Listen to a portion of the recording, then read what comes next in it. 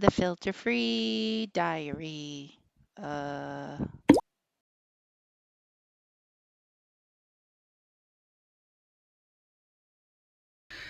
Good afternoon.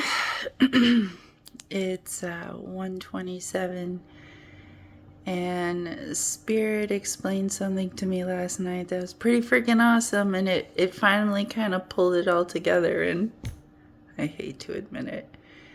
It was on my face. You know what? Who fucking cares about the face?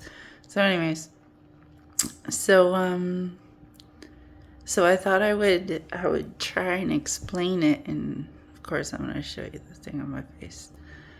So so you know how in the Bible there's a serpent, and a lot of people are like, it represents, a seeker of knowledge because it tries to encourage Eve to rise above, and I like that. That's like a really cool interpretation of what appears to me to be a really bad and poor way to manipulate people into not learning.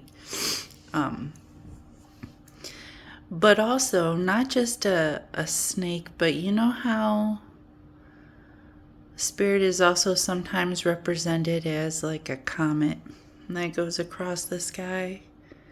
And there's always like stories about, when the comet falls down to earth, dun dun dun, stuff like that.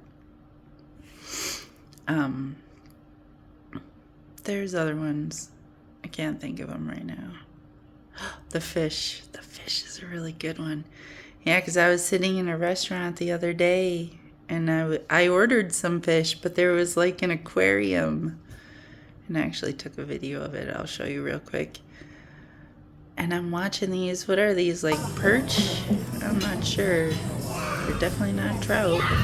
But I'm watching these fish swim around, and it's at that moment that I realize a fish really is just one piece. If you look at it, it's got that blob in the middle, and one side of it is got, like eyes to help it see where it's going, but it's not like it. Most fish don't have like a separate entity that is their head. They just have the tapered end of their body, and that's their head.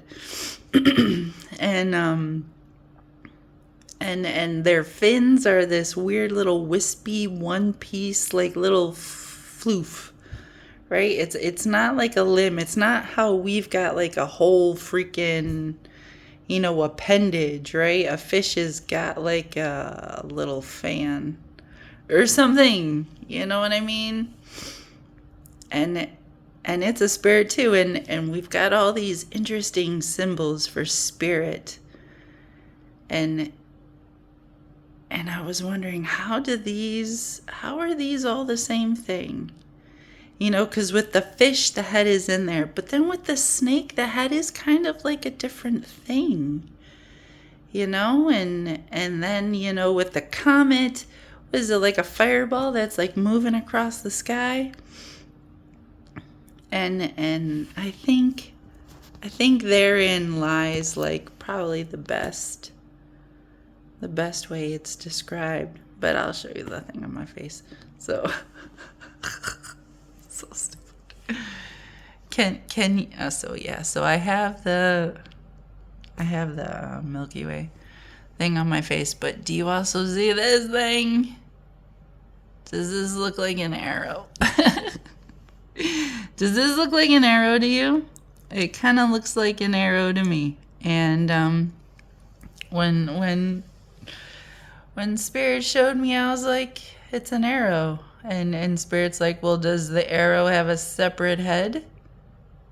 And I had to think about it for a second. Like, I guess it depends on the way you draw the arrow, right? Because Sometimes, but sometimes not. And what it's really just trying to indicate is direction. Direction.